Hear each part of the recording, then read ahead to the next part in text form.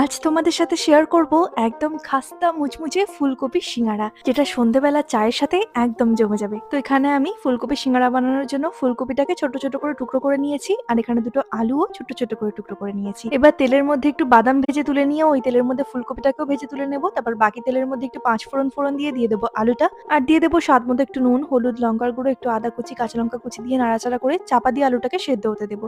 সেদ্ধ হয়ে গেলে ভেজে রাখা ফুলকপি, একটু ভাজা মশলা, মটরশুঁটি আর ভেজে রাখা বাদাম দিয়ে নাড়াচাড়া করে পুরটাকে তৈরি করে নেব। এবার আমি সিঙ্গারার জন্য ময়দাটাকেও মেখে নিচ্ছি। ময়দার মধ্যে নুন, জোয়ান, কালো জিরে আর সাদা তেল দিয়ে ভালো করে ময়াম দিয়ে ময়দাটাকে অল্প অল্প জল দিয়ে শক্ত করে মেখে নেব। তারপর এই ময়দা থেকে লেচি কেটে সেটাকে বেলে নিয়ে মাঝখান থেকে ছুরির সাহায্যে কেটে তার মধ্যে ফুলকপির পুরটা দিয়ে সিঙ্গারার মতো করে মুড়ে নেব।